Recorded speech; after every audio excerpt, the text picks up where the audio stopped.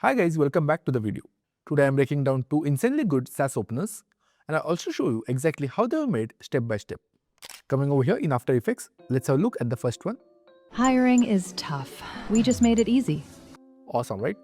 So now let's go step by step and understand how this was created. So as always, I have a gray background over here. We'll create one by going over here on the top in New. You can just add a solid background. Perfect. Next, on top of that, we have added all these precoms. Let me show you one of them. Hiring is tough. One thing that you need to ensure that this layer is made 3D from over here. Okay, so if we go over here, the first layer over here is the rectangle. On top of that, we have the text, one more text. Then we have the shape layer. So it looks something like this. Okay, let me show you how this was created. If I click over here, let me zoom out. Do you see our random shape over here in this manner? If you go to effects and controls, let me just remove the effects. Okay, so if we just go back right now, you can see we have this shape. Okay, next on top of that, we have added the turbulent displays, so it will give it the much required motion. Next, we also added the deep glow effect that will add the glow, and finally we also added the Gaussian blur. Cool, I hope this is clear.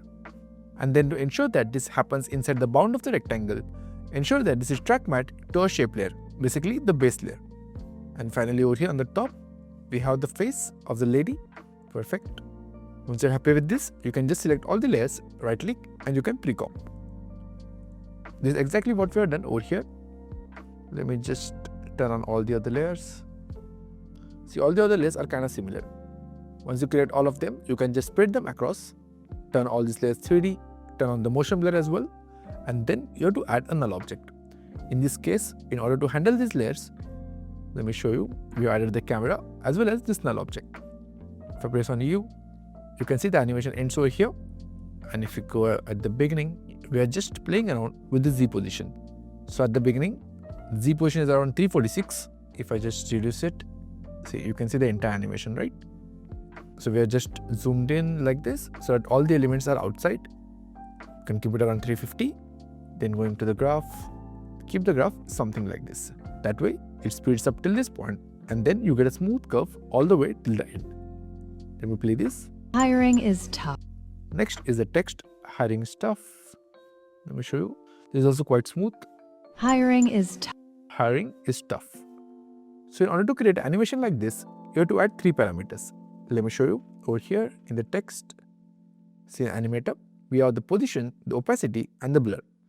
You can keep the blur at around 5. Opacity should be nil, and keep the position as 8. So at the beginning, opening this up, you can add keyframe in the offset, keep it -100. Going all the way to the end, at this point, just keep it +100. And finally in advanced, keep this as ramp up, keep the easy high as 25 and the easy low as 100. If you want to add some zoom in animation, you can add a keyframe in the scale whereby you zoom this slightly at the beginning. See. Hiring is tough. Now at this point, we're going to start zooming out. That's why I've split the layer. To split it, you can press on Command Shift and D. So that's how we got this layer. Let me show you that as well. Now this layer is turned 3D as you can see over here. So when the camera zooms out, the text goes out along with it. So like this. Perfect. In order to make this happen, you can see we added keyframes in null 5. See, from this point onwards, it's slowly zooming out. See, like this. If you want to see the graphs, it will look something like this. Basically, at this point, at this peak, we're going to cut all the layers. As you can see over here, at this point, we cut the layers. Perfect. Next, we have the text. We just made it. We just made it easy. So the animation that we have done over here for this text is exactly the same like the one that we had done earlier for hiring this stuff. Okay. The only difference is the power of null. As you can see over here, this comes under null 6. So if I press on U, from this point onwards, we will ensure that this ends up over here behind. Basically not in the center, but little on the left. That's why at this point, we ensure that it's over here, not in the center. See, for example, if this was like this. Okay, you can see the difference for yourself.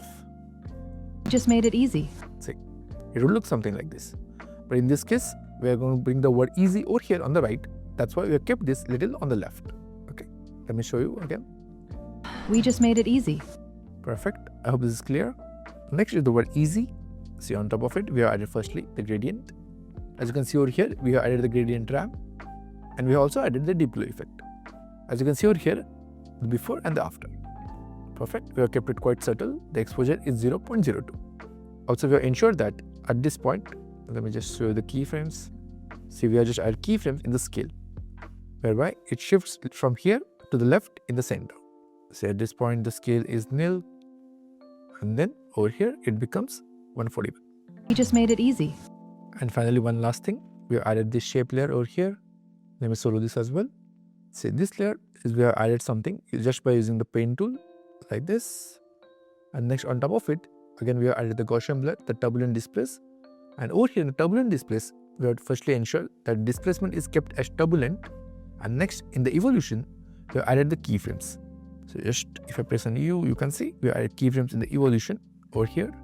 See, from this point onwards till here, it keeps on moving. That's why you can see over here we have some motion. Let me just play again. We just made it easy. Cool. I hope this is clear. So in this way, we have completed the first animation. Let's have a quick look. Hiring is tough. We just made it easy. Now let's move on to the second one. Over here, let me play this.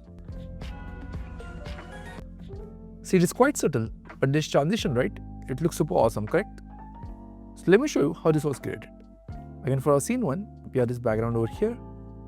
On top of the gray background, we have turned on the gradient ramp. So this is the before and after. Okay. There are two colors that we have used, this one and this one. Perfect. It's a linear gradient. Next, on top of that, we have just added these random shapes. As you can see over here, as you proceed, so we have these three shapes which come from the direction. Okay. Next, we have to add the grid. So for that, again, we create a solid, and on top of the solid, we add this grid. Okay. From over here, if you want to play around with the size of the squares, you can just make this bigger or smaller. Okay. I'm happy with this. Next, we have this vignette effect. Let me just click on this. As you can see over here, we have created this effect again by using the gradient ramp. And next, on top of that, we have also added a mask. As you can see, if I just remove this mask, this is how it looks. Just press Command D. If I open this up, see, this is the mask. If I just delete the mask, see, this is the gradient. And on top of that, we have added this mask and ensured that the mask is inverted. See, before, after. Looks pretty good. Next, we have just taken a duplicate of these layers over here. See, these are nothing but these simple masks. Okay, perfect. And finally, we have a text. Building algorithm is complex. As you can see over here, we have this zoom in effect like this. That's created by using the null object. As you can see over here, this is connected to null 5 over here. So if I go to the null, if I press on U, you can see we have added keyframe in the scale, whereby at the beginning it's around 126%. And then as you proceed, see, it comes to halt over here. Perfect. And finally, we have this coin flip animation. Let me show you how this was created. Let's open this up. See, at the beginning, the coin is over here all the way out, and it comes to rest at this point. Okay, let's go inside.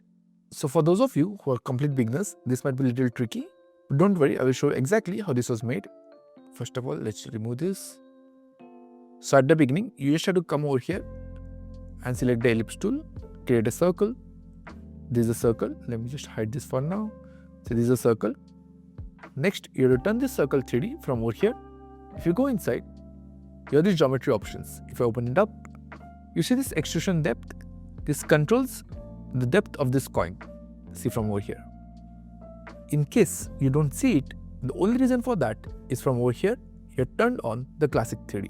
See, if I turn it on, see, it will vanish. In order to make it visible, you have to ensure that you have turned on the advanced 3D. Perfect. Next, on top of that, we have the shape layer 2. Again, that's the star. Over here, geometric options. So you can just play around with the depth of the star. Okay. So now over here, as you can see, we have parented this to the shape. From over here, you can just drag and drop it like this. Next, we have added keyframes in the orientation as well as the Y duration. So now over here, till this point, we are simply rotating it multiple times. See this. Perfect. Now once you're happy with that, just select both the layers, recompose them. Going back over here, we have added keyframes in the position as well as the scale. That's why, let me just zoom out a bit. See, at this point, it's over here. As you proceed, see, it comes in rotating in our composition like this. Perfect. I hope this is clear. Next comes the most interesting part, that is the transition. So again, for that, as you can see over here, in order to make it smooth, we have to ensure that before the keyframes in null 7 ends, we have to add the keyframes in our null 8. Let me show you over here. As you can see, the animation ends over here, correct? So before this point, over here, we have added the keyframes. That's why from here till over here, we're simply shifting towards the left. So for that, if you go to the graph, see it's peaking at this point. You do this when you want to create a match cut effect. So at this point, you split the layers. As you can see over here, all these layers are cut over here. And then maybe we can just select these two, take it a little on the right. Perfect. That's how it looks that seamless. Over here, we have this motion as well, where this is going to left. And again, it gets cut. And we have the next scene, which comes in the center. Looks perfect, right? Awesome. Now let's see how scene 2 was created. First of all, we have this black solid background over here. See, there is nothing but this background. Next, on top of that, we have this pre-com. Let me show you this pre-com. We'll go layer by layer. First layer is again this background. It's nothing but a dark blue background. On top of that, we have this. Okay. It's a little tricky to create this. So I'll just show you how this was done. Over here in shape layer 4, you can see. Okay, let's remove this. See, first of all, we have created a star like this. You're quite aware of how to create one. You can just go over here, select the star tool and make a star. Okay. So it's a normal blue star. Correct. On our background, we have added the star. Next, we have added the Gaussian blur on top of it. As you have seen, we have kept the blurriness as very high. Next, on top of that, we have added the wave warp. Let me turn this on. So over here, first of all, in the wave type, let's keep it as uncircle. This one, see, by default, it will be sine. We don't really want that, right? So let's keep it uncircle. Next, you have to just play around with the wave height and the wave width. See, if I just increase this, it will look something like that. It's not really that bad. You can keep it, see, there's no exact science to this. You can keep it the way you want. Next, let's turn on the layer. Perfect. This will give us this ellipse. And finally, we have a text on the top. Perfect. Let me just turn on the final text. Let me see the animation. Okay, I made some modifications and made it a little subtle. Let's go back and have a final look.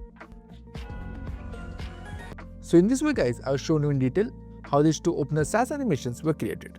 If you loved the video and want me to cover more like this in the future, let me know in the comments. I'll catch you very soon next time.